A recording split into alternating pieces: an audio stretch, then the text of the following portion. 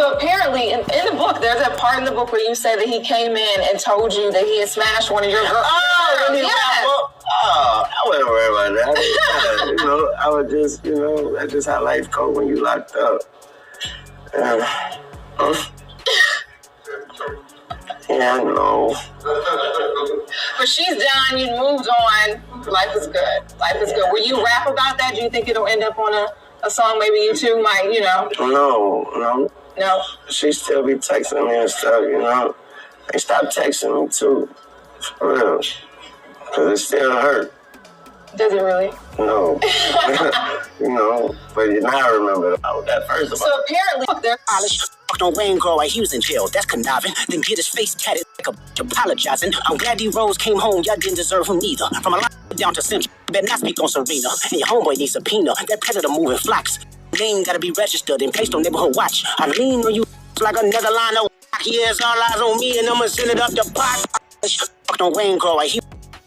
What it do, YouTube? Is Coffee. Tap it back in, man. Weezy. That was like, that's so wild that Drake smashed one of Wayne's girls while he was locked up, man. Must have been when he was doing that county year in Rikers for that gun charge, man. Ain't that some ish right there? Remember that when Weezy was getting the sentence delayed when he had to go surrender himself to do the bid because he had to get the teeth. He had to get the jewels taken out of his mouth. That probably was painful. I wonder if that was worth it in the end. You know what I'm saying? Because that was pretty much my opinion, just probably a tactic to get, it delayed when he had to go turn himself in, getting him just like, I want a little bit more freedom, unless, because didn't he do the bid in PC? So it's not like, well, what were cats going to do?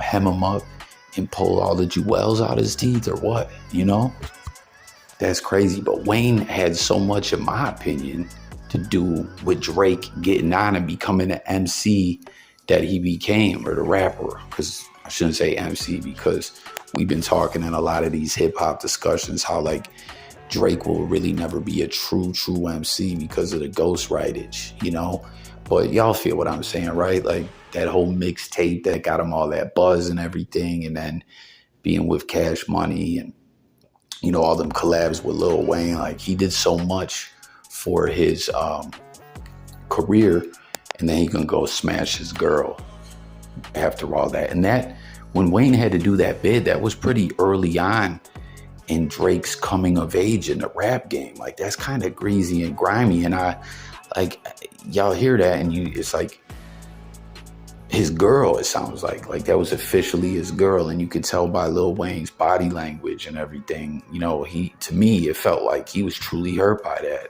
To this day, comment and let me know what y'all think. If you think that makes Drake a greasy, sleazy McGrindball.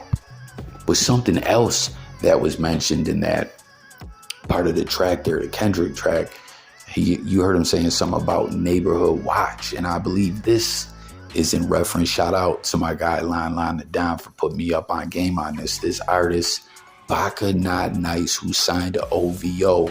You see what it is. He caught a human trafficking case and also was charged with assaulting a woman. I don't have all the specifics. I believe he was convicted on assaulting the woman. And you see that they say he was forcing a 22-year-old woman into, being a working girl, we'll say. I guess he was an escort, and he swooped in and was like, yo, give me all the bread. That's what the authorities are saying. I don't know. At the end of the day, though, I guess the case was dropped because the woman dipped out of the area, moved away from Toronto and everything when the case was going to court. So I guess they had to drop that one. But it's so wild. I don't know. You know what I mean? On the real, I don't know much about that whole pimping lifestyle and all that. Personally, I look at it like it's some weird-ish, if you ask me. I'm not like, you know what I mean? I'm not like, the way I grew up, I seen some things and all that, but where I grew up, that wasn't really a part of the streets or whatever. People were hustling and all that.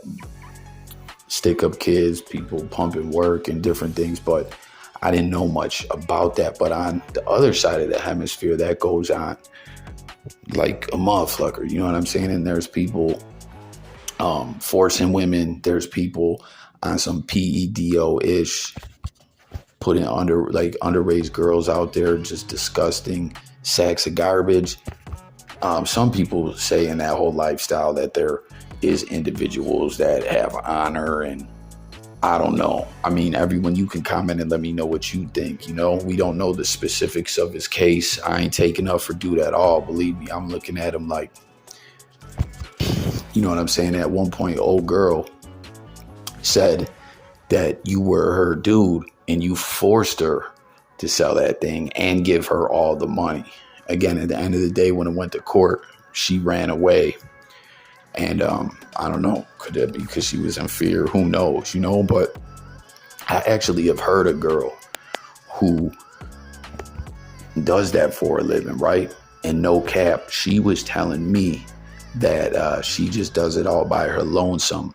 But she fears very often that PIMPs will try to lure her into a trap, right? That they will pose as a John and then be like, oh, you think you're going to be out here selling that thing on your own? You work for me now, itch. You know what I mean? And get physical and all that. She seemed like a pretty level-headed individual I bumped into one day at a casino, and she was telling me all about it. And I don't know, man, that whole game is crazy. But Drake signed this dude to OVO.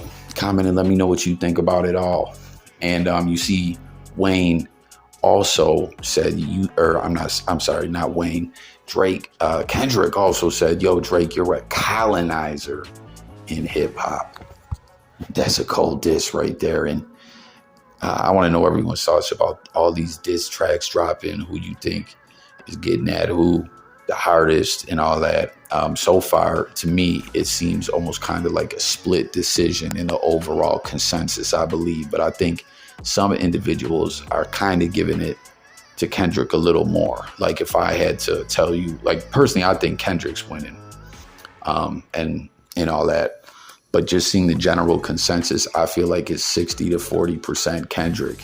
Let me know if y'all agree with all that. But a side note, too, I just want to throw out there and ask everyone, when it comes to OVO, does anyone on that label really, have they made an impact in the game or seen much success? I'm curious to know. Tap in and comment. And then we got Los Angeles native, played in the NBA for a lot of teams. I believe last played for the Nets, is deceased at the age of 33, Darius Morris. I think he played for the Lakers and the Clippers at one point, if I'm not mistaken. You see the game calling him cousin and saying, yo, you accomplished your dreams and all that. We lost a real one with this one. That's what the game is saying. Comment. At this point, no cause of death or nothing like that. Deceased at 33. That's very, very young to die, man. Comment if y'all, what your thoughts about that, as well as all these other topics. But, you know, Morris's career and everything, too. Let's talk about it all. Subscribe. Stay tuned for updates. It's coffee, and I'm gone.